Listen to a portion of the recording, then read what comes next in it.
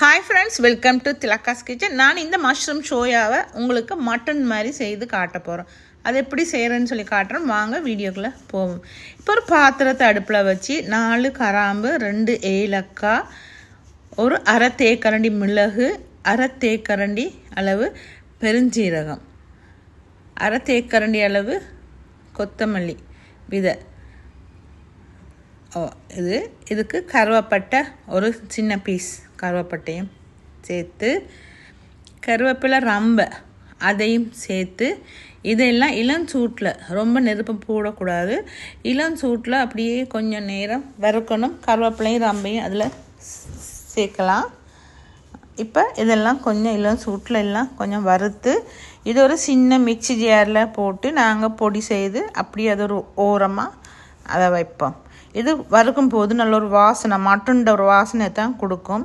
இப்போ இன்னும் ஒரு பாத்திரத்தில் நாங்கள் கொஞ்சம் எண்ணெய் சேர்த்துருக்கோம். ஒரு 2 மேசக்கரண்டி எண்ணெய் சேர்த்து, ஒரு பெரிய வெங்காயமாக நீல வாக்கில் வெட்டி அதையும் அதில் எண்ணெயில் சேர்த்து, இப்போ இதில் கருவேப்பிலை, பச்சை மிளகாய் எல்லாம் சேர்க்குறோம்.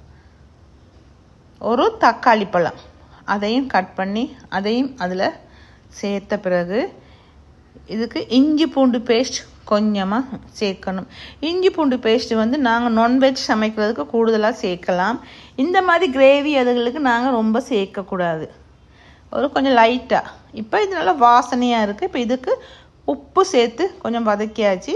இப்போ இந்த சோயா மீட்டை சுடுதண்ணியில் போட்டு பிழிஞ்சு எடுத்து நான் இதுக்குள்ளே சேர்க்குறேன். சேர்த்து இதுக்கு மஞ்சத்தூளும் கொஞ்சம் தேவையான அளவு மஞ்சத்தூளும் சேர்த்து, குழம்பு மிளகாத்தூள், இது தனி மிளகாத்தூள் இல்லை, குழம்பு மிளகாத்தூள் ஒரு தேக்கரண்டி சேர்த்து, இதுக்கு பால் 2ஆம் பால் சேர்க்குறேன். நான் கட்டி பால் இல்லை, 2ஆம் பால் சேர்க்குறேன்.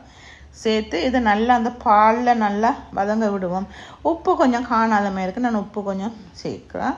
இப்போ இதை வந்து நல்லா வதங்க விட்ட பிறகு கொஞ்சமாக எலுமிச்சம்பழம் புளியணும். நாங்கள் நிறைய எலுமிச்சம்பழம் புளியக்கூடாது, ஒரு கொஞ்சமாக புளிஞ்சு, இப்போ இந்த ஃப்ரை பண்ணி நான் வறுத்து பொடி செய்த பவுடரை நான் இதை சேர்க்குறேன். கடைசியாக தான் இதை சேர்த்து இதை நல்லா பிரட்டலாக எடுக்கணும். இது வந்து பிரியாணி கூட, ஒயிட் ரைஸ் கூடலாம் சாப்பிட நல்லா இருக்கும்.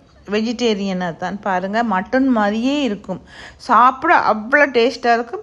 இது நீங்களும் ட்ரை பண்ணி பாருங்கள் எல்லோரும். சரியான ஒரு சிம்பிளான ரெசிபி. உங்களுக்கு பிடிச்சிருந்தா என்னை லைக் பண்ணி, ஷேர் பண்ணி, சப்ஸ்கிரைப் பண்ணுங்கள்.